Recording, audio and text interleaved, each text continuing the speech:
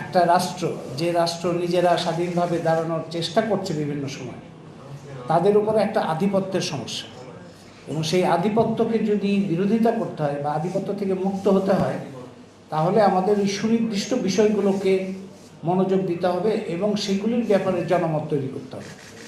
সেই বিষয়টা আমি আরেকটু এখানে আলোচনা করতে চাই, ব্যাখ্যা করতে চাই। প্রথমত, ভারত রাষ্ট্রের স্বরূপ যদি আমরা চিন্তা করি, যে ভারত রাষ্ট্র কী কারণে এরকম একটা আধিপত্য তৈরি করার সক্ষমতা অর্জন করলো, বা কী কারণে তারা আধিপত্য করতে চায় কিংবা আধিপত্য করতে পারে ভারত রাষ্ট্র। আমরা জানি এটা ব্রিটিশ যে শাসন, ঔপনিবেশিক শাসন ছিল, সেই শাসনের সময় আমাদের এই অঞ্চলটা তো আমরা যে ভারত, বাংলাদেশ, পাকিস্তান, এই তিনটা দেশই একটা অখণ্ড একটা কাঠামোর মধ্যে ছিল, ব্রিটিশ ভারত কাঠামোর মধ্যে।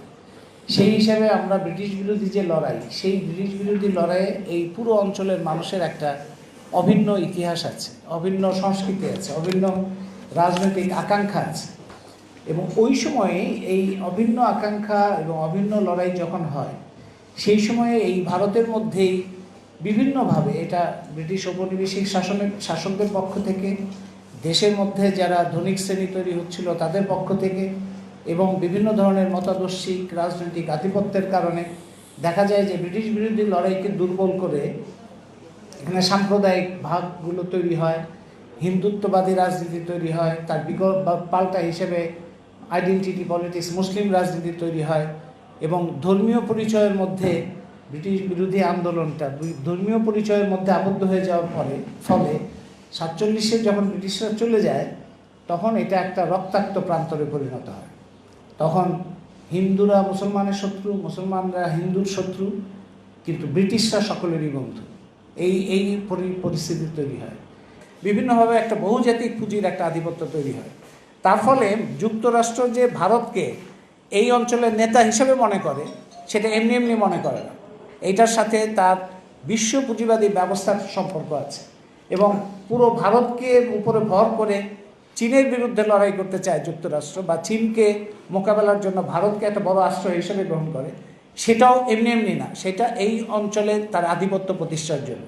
এবং বাংলাদেশে যে ভারত একচেটিয়া আধিপত্য বিস্তার করে কী ধরনের চুক্তি করেছে, যেটা কল্লোল বলেছেন যে সমুদ্রের নিচ থেকে একেবারে মহাশূন্য পর্যন্ত, এই চুক্তিগুলিও করতে সক্ষম হয়েছে এই কারণে যে বৈশ্বিক পুঁজিবাদী ব্যবস্থা তারা ভারতকে এই অঞ্চলের নেতা হিসেবে গ্রহণ করেছে, সেই কারণেই ভারত এটা পেরেছে। তো ভারতের বিষয়ে আমরা যখন এই বিষয়গুলো আলোচনা করতে যাই, বা বাংলাদেশের জনগণের দিক থেকে যে সমস্যাগুলো যখন আলোচনা করতে যাই, তখন সবসময় মুক্তিযুদ্ধের কথা আসে, যে ভারত মুক্তিযুদ্ধের সময় বাংলাদেশকে সহায়তা করেছিল, বাংলাদেশের স্বাধীনতা যুদ্ধে তার ভূমিকা ছিল। খুবই সত্য কথা। বাংলাদেশে 71 সালে যে ভয়াবহ গণহত্যা শুরু করেছিল পাকিস্তান সামরিক বাহিনী, তার বিরুদ্ধে লড়াই করতে গিয়ে এখানে 1 কোটি মানুষ ভারতে আশ্রয় নিয়েছিলেন, এবং ভারতের জনগণ যেভাবে বাংলাদেশের মানুষকে সহায়তা করেছে, যেভাবে আন্তরিকতা দিয়ে এবং সহমর্মিতা দিয়ে বাংলাদেশের মানুষের পাশে দাঁড়িয়েছে, এটা আমাদের সবসময় কৃতজ্ঞতার সঙ্গে স্মরণ করতে হবে। কিন্তু এর সাথে সাথে এইটা প্রশ্নটা করতে হবে যে ভারতের জনগণ যে আমাদেরকে সহযোগিতা করলেন, সেই জনগণের সহযোগিতা যখন করেছেন, সেই সময় যে সরকার ছিল সেটা কংগ্রেস সরকার ছিল। বর্তমানে যে বিজেপি, সে বিজেপির জন্মই হয়নি তখন, বিজেপি সরকারের তো প্রশ্নই নেই। এখন সেই সময়ে ভারতের জনগণ আমাদেরকে মুক্তিযুদ্ধের সময় আমাদের পাশে দাঁড়িয়েছেন, সহযোগিতা করেছেন, সেই কারণে কেন বিজেপি সরকারকে আমাদের তার কথা মতো চলতে হবে, মোদী সরকারের কথা মতো কেন চলতে হবে, কেন আদানিকে সুবিধা দিতে হবে কিংবা আম্বানিকে সুবিধা দিতে হবে, কেন সুন্দরবনকে ধ্বংস করতে হবে তাদের সুবিধা দেওয়ার জন্য, কেন আমাদের বিমানবন্দর, আমাদের নৌবন্দর, আমাদের সীমান্ত সমস্ত কিছু ভারত রাষ্ট্রের সুবিধা আধিপত্য প্রতিষ্ঠার জন্য ব্যবহৃত হতে দিতে হবে। এটা মুক্তিযুদ্ধে ভারতের জনগণের যে সহযোগিতা, সেই সহযোগিতা কৃতজ্ঞতার সাথে স্মরণ করেই আমরা ভারত রাষ্ট্রের বৃহৎ পুঁজির স্বার্থ এবং অন্যান্য যে আধিপত্য, সে আধিপত্যকে আমরা বিরোধিতা করব এই কারণে যে বাংলাদেশের স্বাধীনতা যুদ্ধ, মুক্তিযুদ্ধ, এটা বাংলাদেশের জনগণের মুক্তির লড়াই, যে লড়াইটা এখনও শেষ হয় না। সেই লড়াইয়ে ভারতের ভূমিকার, ভারত রাষ্ট্র কখনো মহানুভব হয় না, রাষ্ট্রের কোনো মায়াদয়া বলে কিছু নেই। রাষ্ট্র যে অবস্থান নেয় সেটা তার স্ট্র্যাটেজিক কারণে নেয়, কৌশলগত কারণে নেয়। ভারত রাষ্ট্র কৌশলগত কারণে তখন বাংলাদেশের স্বাধীনতা যুদ্ধের পক্ষে দাঁড়িয়েছিল। ইন্টারেস্টের ব্যাপার আছে, যে কারণে তারা রামপাল করতেই চায় যে কোনো মূল্যে, এবং সেই কারণে ভারতের প্রধানমন্ত্রীর কাছে আমরা চিঠি দিয়েছিলাম 2016 সালে।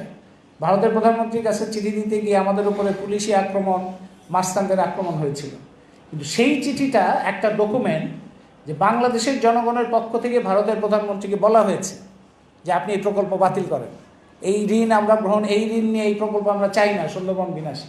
সুতরাং সেটাই একটা রেফারেন্স পয়েন্ট হতে পারে যদি এই সরকার চায়, অন্তর্বর্তী সরকার চায়।